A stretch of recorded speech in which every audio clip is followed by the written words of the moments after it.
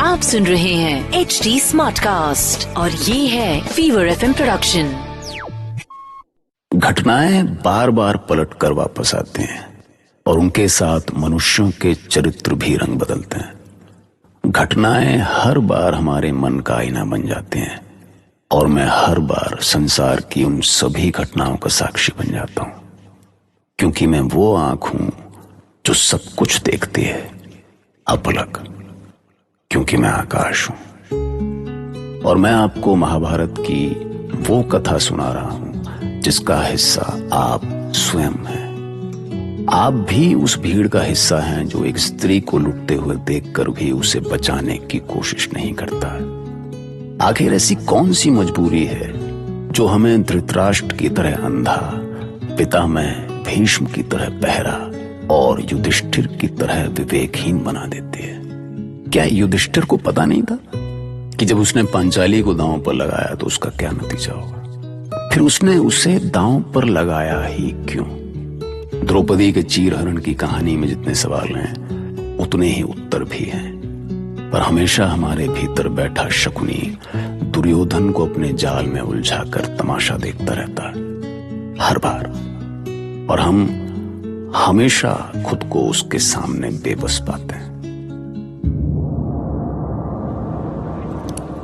आप ये सोच रहे हैं ना कि अभी तक आप सिर्फ देते ही रहे हैं और हम लेते ही रहे हैं और अब आपके पास कुछ नहीं है। ऐसा नहीं है धर्मराज जी, आपके पास एक अमूल्य रत्न पड़ा हुआ है। यदि आप उसे दांव पर लगा दें तो अब तक मैंने जो भी जीता है सब आपका। अब मेरे पास कोई रत्न नहीं बचा है मामा शकुनी। जो स्वयं को ही हार गया उसके पास क्या शेष हो सकता है? कस्तूरी कुंडली बसे मृग ढूंढे बन माही, ऐसे खटखट राम है दुनिया देखे नाही। समझे? नहीं समझे? समझाता हूं। यदि आप इससे अन्यथा ना ले तो मैं आपको याद दिलाऊं महाराज युधिष्ठिर। ऐसा क्या है मेरे पास जिसका मुझे पता नहीं है? आपके पास क्या नहीं है महाराज? आपके पास तो सब कुछ है, सब कुछ है। द्रुपद नरेश की पुत्री और आप 5 पांडवों की पत्नी पांचाली, आपने उसे तो दांव पे लगाया ही नहीं। शकुनी, जिस जीभ से तू पांचाली का नाम ले रहा है मैं उसे ही उखाड़ दूंगा। ठहरो भीम, ये मत भूलो कि ये राज्यसभा है और राज्यसभा में बाहुबल का प्रयोग अनुचित है। बस पितामह, बस। मैं पांचाली का ये अपमान सहन नहीं कर सकता। भीम भीम, शांत हो जाओ मेरे प्रिय दास भीम। ये मत भूलो कि तुम्हारी हर एक सांस पर हमारा अधिकार है। तुम एक तुच्छ दास से अधिक कुछ भी नहीं हो भीम। अपनी सीमाओं को समझो भीम। मैं तुम्हारी भावनाएं समझता हूं, पर मैं जो भी कर रहा हूं ना, सोच समझ कर रहा हूं। नहीं है बुद्धि मेरे पास भैया, और आपके इस महान समझ की आवश्यकता भी नहीं है मुझे। शांत रहो भीम। अरे आप भीम को छोड़ो, इधर ध्यान दो धर्मराज, इधर ध्यान दो। हम आपकी प्रतीक्षा कर रहे हैं। क्या आप दांव लगाने के लिए तैयार हैं? तैयार हूं। मैं पांचाल कुमारी द्रौपदी को दांव पर लगाता हूं। ये रहा 2।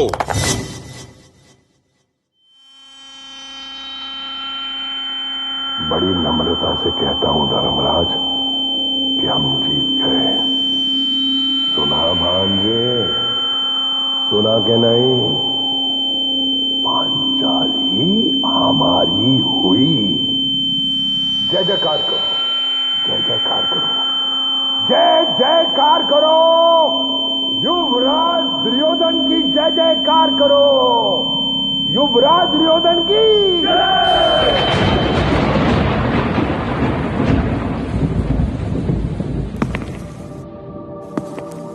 कर्ण,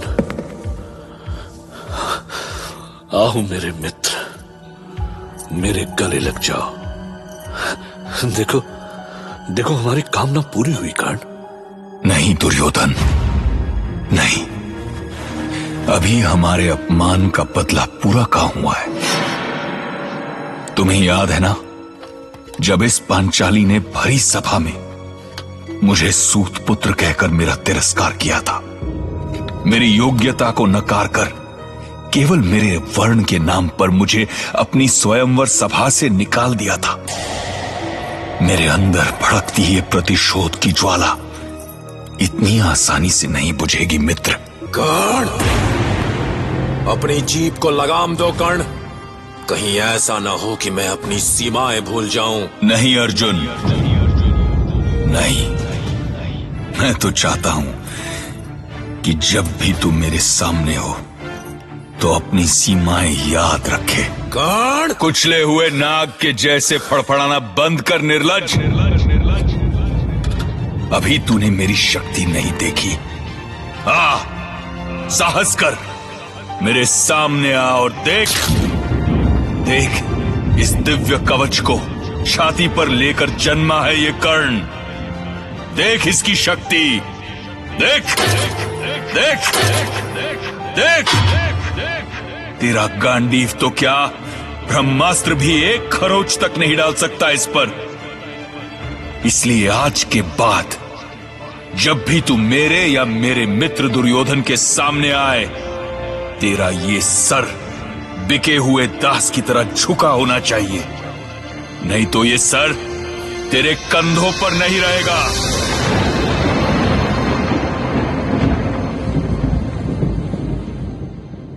विदुर, इधर आओ विदुर। कहिए तात। कुरु वंश के लिए इससे बड़ा दुर्भाग्य और कोई नहीं हो सकता। विदुर, अब मेरे जीवन का कोई अर्थ नहीं रहा। सूर्य दृष्टिहीन हो गया, धरती न्याय विहीन हो गई और वायु वेगहीन। अब मैं किसके लिए इस कुरुवंश की रक्षा करूंगा? अब ये सब सोचने का क्या अर्थ है तात? आप अपने कक्ष में चलें। मुझे तो पहले ही इसकी आशंका थी तात। दुख केवल यह है कि हमारी उपस्थिति में यह सब हुआ। हम सभी इसके दोषी हैं। क्षमा करें पितामह। जब भाई भाई में घृणा और प्रतिशोध अपनी सारी सीमाएं लांघ गया, तो हम चाहकर भी क्या कर सकते थे? वो भाई हमारी ही संतानें हैं कृपाचार्य। हमने ही उन्हें संस्कार दिए हैं। यदि उन्होंने अपनी सीमाएं लांघी हैं, तो उसके दोषी भी हम ही हैं, पाप के भागी भी हम ही हैं।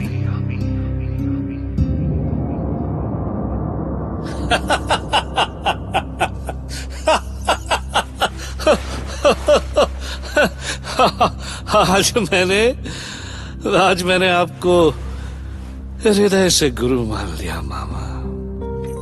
देखा आपने कैसे हमने बिना गदा उठाए शत्रुओं को कुचल के रख दिया मामा। मामा, ये मेरे जीवन का सबसे सुखद दिन है। मिट्टी डालो भांजे, मिट्टी डालो। लोमड़ी सा सोचो और बाघ सा नोचो। अभी तो युद्ध का आरंभ हुआ है। अभी तो तुम्हारे जीवन में इससे भी सुखद क्षण आने वाले हैं भांजे। अब द्रौपदी तुम्हारी दासी है भांजे। जाओ और पांचाली को सभा में घसीट लाओ। ये भी होगा मामा, ये भी होगा। क्योंकि एक बार को मैं अपना अपमान भूल भी जाऊं मामा, पर पांचाली की स्वयंवर सभा में हुआ मित्र कर्ण का अपमान, वो मैं कभी नहीं भूल सकता मामा, कभी नहीं। धिक्कार है, धिक्कार है कि जो इस सारे संसार में एक भी धनुर्धर ऐसा नहीं जो नीचे तेल के पात्र में देखकर निशाना साध सके। एक भी धनुर्धर नहीं जो स्तंभ के ऊपर उस घूमते हुए यंत्र में स्थित घूमती हुई मछली की आंख भेद सके।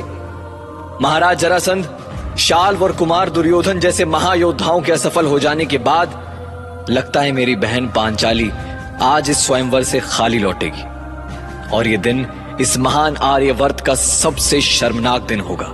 नहीं धृष्टद्युम्न, नहीं। दुर्योधन के जीते जी आर्यवर्त शर्मिंदा नहीं होगा। ये लक्ष्य भेदा भी जाएगा और पांचाली का स्वयंवर पूरा भी होगा, क्योंकि अभी मेरा मित्र, संसार का सर्वश्रेष्ठ धनुर्धर कर्ण यहां उपस्थित है।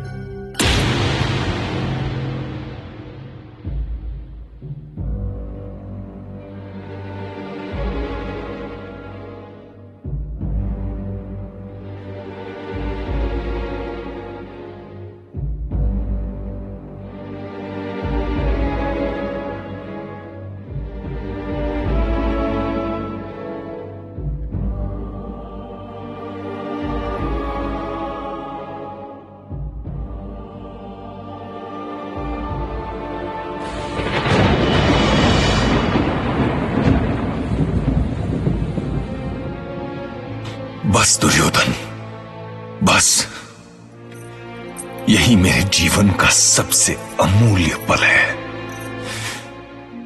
उस स्वयंवर सभा में अपमान का जो घाव इस नीच पांचाली ने मुझे दिया था, मैंने उसे हर पल कुरेदा है, हर क्षण हरा रखने का प्रयास किया है, हर पल उस पीड़ा को न भूलने की कोशिश की है, केवल इसी क्षण के लिए। जैसे उस दिन की सभा में इस सावली सर्पिणी ने मुझे अपमान का घूंट पिलाया था, मैं आज उसे उससे भी अधिक अपमानित होते देखना चाहता हूं, अपनी लाज की भीख मांगते हुए देखना चाहता हूं। अवश्य मित्र, अवश्य। उस स्वयंवर सभा में हुए अपने मित्र का वो अपमान मैं कैसे भूल सकता हूं। तात विदुर, पांचाली को दासी बनाना मेरी बहुत पुरानी साख थी। जाइए और उसे इस सभा में लेकर आइए। वो दासी नहीं है दुर्योधन, क्षत्रिय राजकुमारी है। आर्यवर्त के महाप्रतापी पांचाल राजवंश की क्षत्रिय कन्या है वो। हमारे महान कुरुवंश की कुलवधु है पांचाली। क्यों अपमानित करना चाहते हैं उसे? संसार आपकी हंसी उड़ाएगा दुर्योधन। आश्चर्य है तात, उस समय आपका ये महान ज्ञान कहां था जब इंद्रप्रस्थ के माया महल में उसने मेरी हंसी उड़ाई थी। मैं साधारण मनुष्य हूं तात विदुर, और साधारण मनुष्य की तरह मुझे भी चोट लगती है, मुझे भी पीड़ा होती है। मैं भी सम्मान से सम्मानित और अपमान से अपमानित होता हूं। इसलिए मैं अब उस अहंकारी पांचाली को दिखाना चाहता हूं कि ये अंधे का बेटा क्या कर सकता है। यदि आप में साहस नहीं है तो बैठे रहिए कायरों के समान। प्रतिहारी जी जी। अंतःपुर में जाओ और दासी द्रौपदी से कहो कि अब ये दुर्योधन उसका स्वामी है और उसके स्वामी ने उसे इस सभा में बुलाया है। कुमार, जाते हो या तुम्हारा सर धड़ से अलग कर दूं? नहीं नहीं।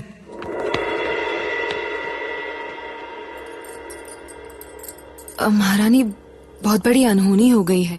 मैं जानती हूं निहारिका, ज्येष्ठ पांडव ने आपसी सद्भाव के लिए सब कुछ दांव पर लगा दिया होगा। क्षमा करें देवी। क्या संदेश है प्रतिहारी? आपको सभा मंडप में याद किया गया है। मैं निमंत्रण देने आया हूँ। मुझे बुलाया है? हाँ महारानी, मैं यही बताने आई थी। क्या मुझे बुलाया है?